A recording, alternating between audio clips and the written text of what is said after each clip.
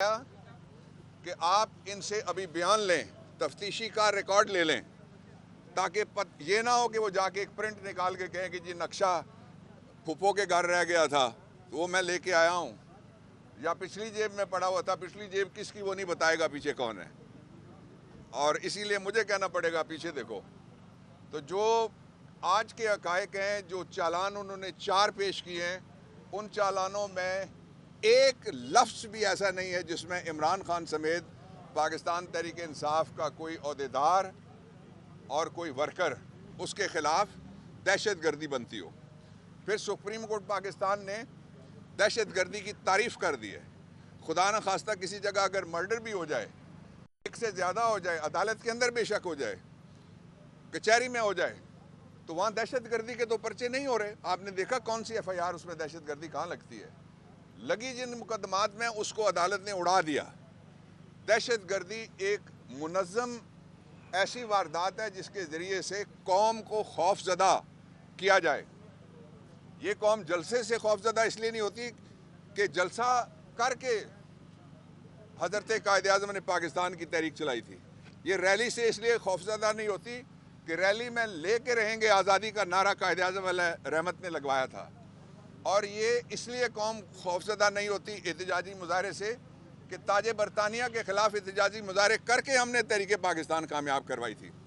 اس لیے جو سیاسی اس وقت مقدمات ہیں ہم اس کو مسترد کرتے ہیں۔ میں ان کی بڑی شدید مذمت کرتا ہوں۔ یہ پاکستان کا اربوں روپیہ انہوں نے ڈبویا ہے سیاسی مقدمات میں، اور نواز شریف کے لیے خوشخبری یہ ہے کہ وہ جتنے بھی کالے قوانین بنا رہے ہیں، جتنے بھی وہ آدھی رات کو کالی ترامیم کر رہے ہیں، ان ترامیم میں یہ اس کا ریکارڈ ہے۔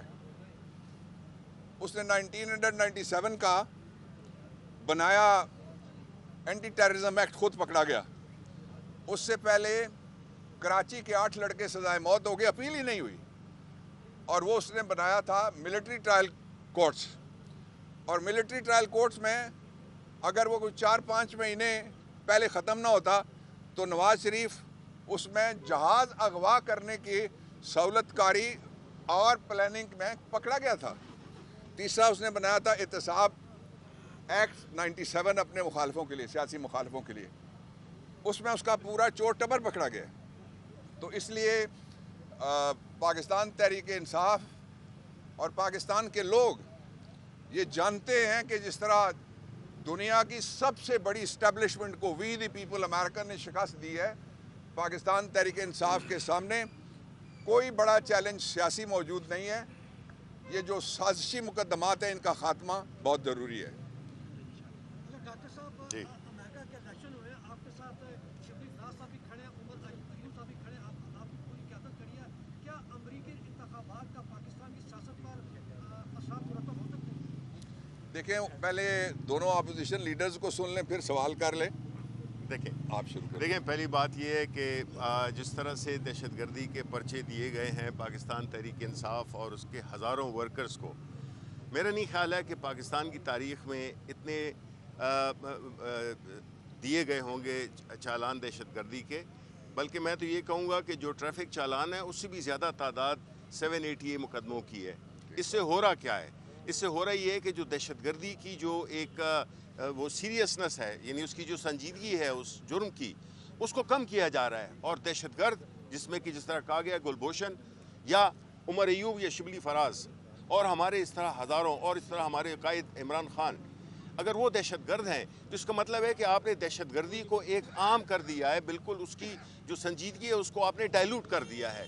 اس پہ میرا خیال ہے کہ جو ابھی چیف جسٹس صاحب نے کل میٹنگ بھی کی ہے اور آج بھی ہماری ہوگی ان سے ملاقات جے سی پی کی میٹنگ میں، ہم یہ سمجھتے ہیں کہ جس طرح سے یہ کیا جا رہا ہے، یہ بالکل جس طرح کہ بابر اعوان صاحب نے کہا کہ یہ سیاسی مقدمات ہیں، یہ بالکل ایک کھوکھلی حکومت، ایک خود ساختہ حکومت جس کے کوئی پاؤں نہیں ہے، اس کے اخلاقی جواز نہیں ہے جس کی ہونے کا، وہ ایسے قوانین رائج کر رہی ہے۔ وہ ایک ایسی اس نے ایک ماحول پیدا کیا ہوا ہے جس سے کہ ملک سے لوگ بھاگ بھی رہے ہیں، ساری انویسٹمنٹ آپ کی جا رہی ہے، غربت بڑھ رہی ہے، اور جو ان امپلائمنٹ ہے وہ بھی، بے روزگاری بھی بڑھ رہی ہے، اور سارے لوگ، اور جس طرح سے یہ ٹیکس اکٹھے کر رہے ہیں، اب جو ٹیکس میں جو شارٹ فال آیا ہے تو ابھی ایک اور منی بجٹ یہ لانے والے ہیں۔ یہ منی بجٹ سے پاکستان کے عوام کی چیخیں نکل جائیں گی. مطلب ہے کہ اس حکومت کا مقصد صرف یہ ہے کہ عوام کی چیخیں نکالیں. نااہل ہیں یہ، انہی کی کیے ہوئے بنائے ہوئے یہ ادارے ہیں، تباہ کیے ہوئے ادارے ہیں.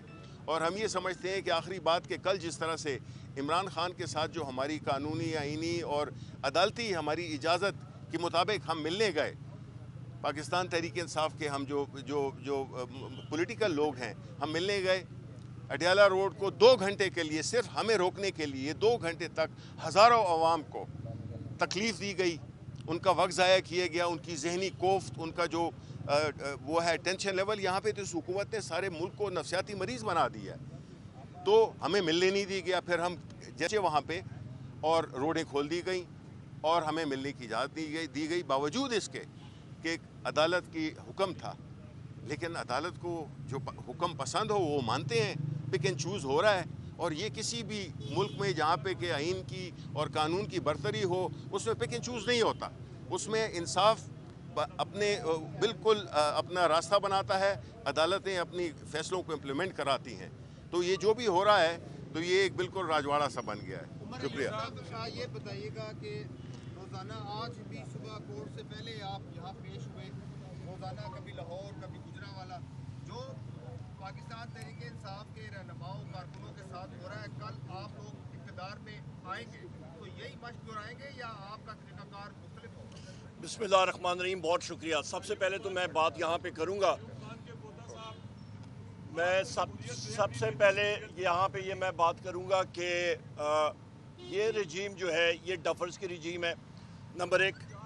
نمبر 2، یہاں پہ سب سے اہم بات یہ ہے کہ آج یہاں پہ Shibli Faraz sahab leader of the opposition senate میں، اور بحیثیت میں خود لیڈر آف دی اپوزیشن قومی اسمبلی میں الحمدللہ ہم لوگ یہاں پہ پیش ہو رہے ہیں. اور ہم پہ دہشت گردی کے پرچے بھی ہیں، اور المیہ یہ کہ ہم لوگ دونوں جوڈیشل کمیشن کے ممبر بھی ہیں. اور ابھی یہ المیہ دیکھیں کہ دہشت گردی کے پرچے بھی ہیں اور جوڈیشل کمیشن کے ممبر ہیں، جہاں پہ چیف جسٹس آف پاکستان اس کو ہیڈ کر رہے ہیں. پہلا پوائنٹ اعتزاز یہاں پہ دیکھیں. دوسرا پوائنٹ، مجھ پہ اسلام آباد کے کئی تھانوں میں ابھی 4 اور 5 اکتوبر کو جو پرچے ہوئے ہیں، اس پہ 14 فارنر ایکٹ کا بھی پرچہ ہوا ہے، جو کہ ایک قانوندان بیٹھے ہیں یہاں پہ، جو کہ فارنرز کے خلاف ہوتا ہے، کہ جو پاکستان کے شہری نہیں ہوتے. ابھی اس پہ بھی آپ دیکھیں، جو میں نے کہا نا ڈفرز ہیں، تو وہ یہاں سے پتہ لگ جاتا ہے کہ leader of the opposition in the national assembly اور MNA، اس کے اوپر آپ لگا رہے ہیں جناب والا 14 فارنرز ایکٹ، جو کہ غیر پاکستانی شخص کے اوپر لگاتے ہیں. تیسری چیز آ جاتے ہیں، شبلی فراز صاحب نے بھی اس پہ بات کی ہے. 17 سپتمبر 2024 کو فائنینس اور ریونیو کمیٹی میٹنگ تھی، اور اس پہ فائنینس منسٹر آئے ہوئے تھے، اور وہاں پہ ان کو میں نے کہا تھا، ان کو میں نے بات یاد دلائی اور ان کو میں نے واضح کیا. میں نے کہا جناب یہ صرف فائنینس کمیٹی کی باتیں سن کے آپ کے مائک بھی گھبرا کے گر گئے ہیں کہ ابھی جو بات ہونے والی ہے. تو جناب والا حقیقت یہ ہے کہ وہاں پہ بھی میں نے کہا تھا کہ یہ منی بجٹ آنے والے، آپ کے فیکٹس اینڈ فگرز ٹھیک نہیں ہیں. آپ کا منی بجٹ آئے گا، آپ کا ریونیو شارٹ فال آئے گا، آپ کا روپے سلائڈ کرے گا، آپ کی جو بیسز ہیں وہ ٹھیک نہیں ہے. اور وہی بات ہوئی.